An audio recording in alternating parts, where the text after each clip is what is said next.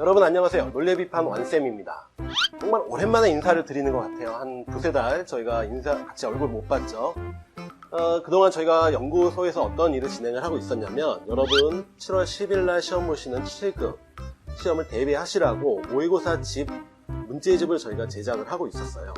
7급 모의평가 문항과 유사한 문제, 그 다음에 7급 모의평가에는 등장을 하지 않았지만 5급 공채 문제에서 등장을 했던 그런 유형들, 충분히 7급에서 나올 수 있는 유형이기 때문에 그거를 반영을 해서 저희가 제작을 했어요. 그러니까 아마는 여러분께서는 4월 말, 5월 초쯤이면은 만나실 수가 있을 겁니다. 자, 오늘 질문 보시죠. 자, 다들 기출문제가 중요하다고 하는데 그냥 풀기만 하면 되는 건가요?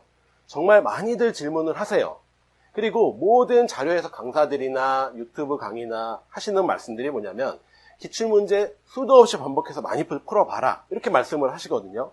자, 이거는요, 그렇게 한다라는 거는, 자, 어떻게 바꿔 얘기할 수 있냐면, 모든 수험생들이 기출문제는 다 풀어요. 다 풀었다는 얘기인데, 누구는 합격하고 누구는 불합격하고, 이게 갈리죠. 그 얘기는 뭐냐면, 기출문제만 그냥 중요하다 그래서 그냥 다 풀면 돼, 이렇게만 생각을 하시면 안 된다. 왜? 뭔가가 그 둘에는 차이가 있는 거니까. 그 차이는 어디에서 있고, 어떻게 그럼 기출문제를 풀고 공부를 해야 되는지, 그거에 대한 답변을 드리도록 하겠습니다. 자, 일반적으로 수험생들이 하는 공부 방법은 이렇죠. 기출문제를 출력을 하거나 문제집을 사십니다. 그런 다음에 기출문제를 풀어보죠. 푼 다음에 채점을 합니다. 채점을 하니까 맞는 것도 있고 틀린 것도 있어요. 아, 맞은 거 내가 잘했겠지. 그래서 이거는 보통 안 보죠. 주로 나 틀렸어. 근데 왜 틀렸을까? 다시 한번 풀어보지 하면서, 이래서 내가 틀렸구나. 내가 이런 함정에 빠졌어. 다음부터는 틀리지 말아야지. 이렇게 하고 끝납니다. 자, 이거는 공부가 아니에요. 이렇게 하시는 거는 누구나 다 하는 거고, 아무런 준비가 이렇게 되면 새로운 문제가 나왔을 때 여러분이 문제를 풀 수가 없습니다. 이거는 단순히 그냥 수동적으로 문제를 접근만 하신 것 뿐이에요. 그러니까 이런 식으로 공부하면 된다, 안 된다? 안 된다. 지금부터라도 문제를 다시 풀고, 나 이거 앞으로는 안 틀려, 이렇게 생각하는 거 절대 안 된다. 또 비슷한 문제 나오면 또 틀린다. 이 얘기를 말씀을 드리는 겁니다. 그러니까 이렇게 하면 안 된다. 어떻게 하면 된다? 제가 제안 드릴게요. 자, 모든 기출문제 푸는 건 동일합니다. 채점 당연히 해야죠. 그리고 틀린 문제 다시 푸는 것도 좋은데요. 여기까지는 다 하는 거고, 자, 이제부터가 중요합니다. 자, 여러분이 맞춘 문제들이 있어요. 당연히 계산을 통해서 맞췄거나 알고 있어서 맞춘 문제들이 있을 겁니다. 그런데 중요한 거 뭐냐? 다른 풀이 방법이 없는지를 연구를 하셔야 돼요.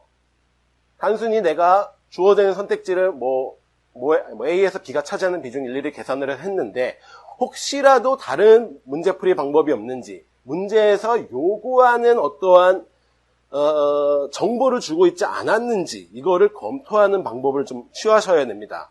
즉, 다른 풀이 방법이 있을 수도 있다. 정석적인 방법 말고 다른 여러 어떤 방법이 또 있을까? 이걸 한번 생각을 해주시고요. 그 다음에 자료 해석은 제가 처음 유튜브 강의를 할 때 계산기보다 눈이 빠르다, 그러니까 손보다 눈이 빠르다라고 말씀을 드렸어요. 분명히 눈으로만 풀 수 있도록 연습을 계속 하시라 그랬는데 안 하시는 분들 꽤 있을 겁니다.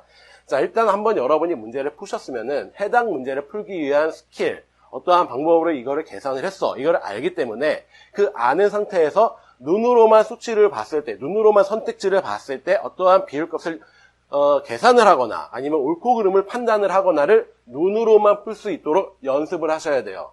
수치를 눈으로 그려서, 그러니까 머릿속으로 그리는 거죠. 눈으로 본 다음에 머릿속으로 그려서 그 선택지들을 판단할 수 있는 연습까지 가셔야 됩니다. 자, 여기까지 가야 일단 실전 문제를 보실 때 최대한 손을 안 대고 눈으로만 풀 수 있는 약간의 조금 더 실력이 올라가 있는 자신을 보시게 될 겁니다. 그러니까 여기 이 두 가지 먼저 진행을 충분히 또 하시고요. 그 다음에 하는 얘기는 뭐냐면, 제시된 자료들이 어떠한 형식과 구성을 가지고 있는지를 좀 세밀하게 검토를 하셔야 돼요. 분명히 여러분이 그동안 이제 여기서 보시는 기출문제는 어떠한 발전된 형태든 비슷한 형태든 여러분이 이제 향후에 실전 시험장 가셔서 만나게 되실 겁니다. 하지만 담고 있는 형식이나 구성은 유사한 부분들이 분명히 존재를 해요. 여러분이 그러니까 공부를 하시다가 가장 좀 어려움을 느끼시는 부분 중에 하나는, 이제 기출문제는 눈에 익숙하니까 언제 풀어도 괜찮은데, 실전 시험장에 가서 새로운 문제를 볼 때 막연한 두려움이 있거든요. 아, 이거 못 풀면 어떡하지? 어떻게 푸는 건지 감이 안 오는데, 이런 것 때문에, 많이 좀 실패하시는 분들이 계신데, 그래서 필요한 게 형식과 구성들을 좀 검토를 좀 하시라. 이거는 어떻게 뒤에서 하는지 말씀을 드릴 거예요. 그 다음, 마지막. 이게 정말 중요합니다. 선택지, 문제에서 주어져 있는 선택지 분명히 있어요. 근데 이거를 자료도 마찬가지고요. 이거를 변형을 통해서 추가적으로 연습해라. 그러니까 예를 들면은 뒤에서 뭐 예시는 드리겠지만 A와 B의 뭐 선택지에서 A와 B의 비율 크기를 비교해라. 그렇게만 얘기를 해서 A와 B의 비율만 여러분은 계산을 해갖고 맞고 틀리고를 연습을 했습니다. 하지만 여러분은 A, B 그거에 관련된 A, B, C, D의 비율 계산을 모두 다 눈으로든 손으로든 어느 정도 빨리빨리 계산할 수 있는 연습을 선택지의 변형을 통해서 하시고요.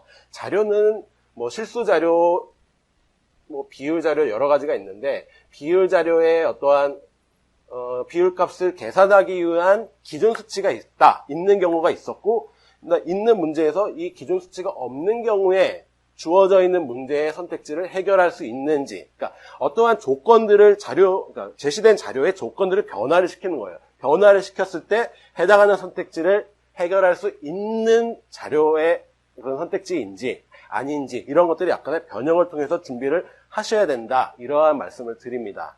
자, 이거는 왜 그러냐면은 아무래도 시중에 나와 있는 문제들보다는 기출 문제들은 어느 정도 검증과 검토가 완료된 약간 좀 그래도 좀 깔끔한 문제들, 그 깔끔한 자료들이 많기 때문에 그 자료들로 검토를 해주시는 게 여러분한테 연습에 좀 더 편의성을 드릴 수도 있고, 그 다음에 실전 문제에 대한 어떠한 감도 끌어올릴 수 있다. 이렇게 생각을 해주시면 될 것 같아요. 자, 다시 한번 강조하지만 다른 풀이 방법이 있는지 꼭 연구를 하시고요. 눈으로만 풀 수 있도록 연습 꼭 하셔야 됩니다. 이 두 가지 밑에는 상당히 조금 어려울 수 있어요. 하지만 여러분이 조금 더 좋은 점수, 남보다 좀 괜찮은 점수를 얻기 위한 필요한 과정이다. 이렇게 생각을 하시면 되겠습니다. 자, 여기서 제가 말씀드렸던 방법. 그렇다면 도대체 나한테 지금 어떻게 공부하라는 거지? 이거에 대한 얘기를 좀 드릴게요. 자, 예를 들면 다음과 같은 문제가 쭉 있습니다. 어차피 여러분은 이거 푸는 거는 그렇게 어렵지는 않으실 거예요. 이미 이거는 7급 모의평가 3번 문항이었기 때문에 제가 다른 파일에 3번 문항 풀어드린 것도 있고요. 그러니까 무조건 아무튼 중요한 건 뭐였냐? 자, 기억을 한번 봅니다. 기억에서 얘기하는 건 뭐예요? 자, 2015년 대비 2019년 공급자 취급 부주의 23건에서 29건, 그 다음에 시설 미비 18건에서 24건. 자, 보통 처음에 보시는 분들은 사고 건수의 증가율 그랬으니까 23건에서 29건으로 자, 6이 증가했다. 그러면 자료에서 아직 준비가 안 되신 분들은 어떻게 하시죠? 23분의 6 해서 이거의 비율값 구하시고, 그 다음에 시설 미비 18에서 24, 얘도 플러스 6. 그래서 18분의 6. 그러면 이제 분수 크기 비교 들어가죠. 23분의 6이 크냐, 18분의 6이 크냐. 이거를 비교를 해서 기억이 맞다, 틀리다. 이거를 이제 비교를 하시게 됩니다. 결과적으로는 맞는 선택지인데, 자, 이렇게 하고 답을 아무튼 고르실 거예요. 근데 거기서 끝나면 되는 게 아니라고 항상 말씀을 드렸어요. 제가 이거는 분명히 맞았지만 그렇게 하면 되는 거긴 하지만 다시 한번 이제 문제를 검토를 하시는 거예요. 그러니까 채점 다 끝난 다음에 검토를 하실 때, 자, 기억, 내가 지금 분수 크기로 일일이 격차 계산을 해서 분수값 나타낸 다음에 크기 비교를 해줬는데 혹시 다른 방법이 있지는 않을까? 아니면 분명 출제자가 뭔가 나한테 요구하는 게 있지 않을까를 조금 고민하는 시간을 가지라. 이렇게 말씀을 드리는 겁니다. 자, 이것도 제가 3번 문제 풀이할 때 말씀을 드렸던 얘기예요. 자, 결론적으로 아까 봤듯이 공급자 취급 부주의와 시설 미비는 모두 다 플러스 6으로 증가 폭이 동일하다. 증가 폭이 동일할 때 기준 수치가 작은 쪽에서 6 커지는 게 증가율이 높아요. 큰 쪽에서 6 커지는 게 증가율이 더 높아요. 작은 수에서 그러니까 같은 증가폭만큼 있을 때는 기준 수치가 작을 때 증가율이 더 크지. 이것만 떠올리시면은 앞서 여기서 표현했던 그 수많은 계산들, 분소식들, 그 다음에 분소식 간 크기 비교를 하지 않아도 된다. 이 얘기죠. 그러니까 딱 보면서 지금 이 문제는 도대체 기억 선택지는 나한테 뭘 요구하는 걸까? 숫자를 딱 보니까 증가폭이 동일해. 그러면 기준 수치가 어디가 더 큰지 작은지 이렇게 눈으로만 보면은 기억이 맞다 틀리다 바로 해결하실 수가 있죠. 이런 식으로 좀 고민을 하시라는 말씀입니다. 그러니까 등장하는 선택지들이 여러분한테 모두 다 일일이 계산기처럼 계산할 것을 요구하지 않는다. 이거를 염두에 두고 내가 계산이 좀 과도하다 싶으면은 조금 다른 방법이 있지 않은지를 계속 생각을 하시라는 말씀이에요. 자, 두 번째, 금방 했던 얘기죠. 손이 아닌 눈으로만 판단할 수 있도록 연습해라. 금방 했던 얘기 동일합니다. 자, 이제는 눈으로 보실 수가 있죠. 자, 세 번째, 자료의 형식과 구성을 분석해라. 자, 지금 각각의 수치가 지금 제시가 되어 있고 연도별로 제시가 되어 있으며 전체 건수가 제시가 되어 있다. 이러한 얘기도 있지만 중요한 거는 여기에 있습니다. 원인별로 사고 건수고 표 2는 사용처별로 사고 건수다. 지금 선택지에서 사고 건수는 동일한데 그러면 원인별로 볼지 사용처별로 볼지 요거를 결정하는 선택지들이 나오겠구나라는 생각을 하시면 되고요. 이 얘기는 어디에서 적용이 되냐면 지급 보실 때 얘기해요. 자, 2016년 사고 건수 기준 상위 2가지 원인. 자, 이렇게만 얘기를 하면은, 자, 사고 건수 2가지 원인 볼 때 표 1 봐야 돼요, 표 2 봐야 돼요. 이렇게만 하면은 잘 모르겠어요. 왜? 둘 다 사고 건수고 연도별 사고 건수가 나와 있으니까. 근데 지금 중요한 건 어디에 있었다? 2가지 원인, 즉 원인에 있었다. 원인을 얘기한 거는 표 1이었으니까 표 1로 가야 되는구나. 즉, 선택지에서 동일한 사고 건수를 제시한 자료일 때, 어떠한 항목을 기준으로 판단을 할 것을 요구하는지를 제대로 판단을 못하면 틀리겠구나. 그리고 그러한 식으로 자료들이 구성이 되어 있구나. 이렇게 생각도 해주셔야 되고. 자, 구성은 어차피 이거는 쉬운 자료니까 큰 문제는 없습니다. 각 연도별로 이 수치를 합하면 전체 건수가 나온다는 그런 구성에는 크게 문제는 없고. 자, 때에 따라서 좀 자료들이 이러한 단순한 자료 말고 좀 복잡한 자료일 때는 각각의 형식, 그 다음에 구성이 어떻게 되어 있는지, 특히나 비율 자료 같은 경우에 비율값이 무엇을 기준으로 계산된 자료인지 이런 것들을 구성을 한번 분석을 해주셔야 되고요. 자, 네 번째, 자 이게 여러분이 어느 정도 준비가 되신 다음에 해야 된다는 얘기였죠. 선택지 또는 자료의 변형을 통해서 새롭게 연습해라. 자, 이거는 이런 얘기입니다. 자, 공급자 취급 부주의라고 했지만 이거 한번 바꿔보자. 자, 사용자라고 했을 때 무엇보다 사용자 사고 건수 증가율이 작은지를 여러분이 한번 좀 연구를 해봐라. 이러한 얘기입니다. 제가 만약에 기억을 바꿨다라고 한다면 사용자 취급 부주의와 고의사고 이 두 가지를 놓고 판단을 해보라고 말씀을 드릴 거예요. 자, 이렇게 하는 이유는 뭐냐면, 자, 40일에서 30일 마이너스 10이고요. 20일에서 9 마이너스 12입니다. 자, 물론 감소폭은 고의사고가 더 크고요. 그런데 기준 수치는 고의사고가 어때요? 더 작죠? 더 작은 상태에서 더 크게 감소했기 때문에 감소율은 고의사고가 더 높다. 이런 식으로 여러분이 어느 정도 좀 수치적인 감각을 계속 끌어올리라고 말씀을 드리는 겁니다. 자, 이런 식으로 주어져 있는 항목을 바꿔주시는 그런 방법으로 하실 수도 있어야 되고요. 그 다음에 자료의 변형을 하라는 얘기는 이러한 얘기입니다. 자, 예를 들면 요 전체 값이 주어지지 않았다. 전체 값이 주어져 있지 않은 상태에서 리을번 같은 거를 해결하는 연습 또한 해보시라는 얘기예요.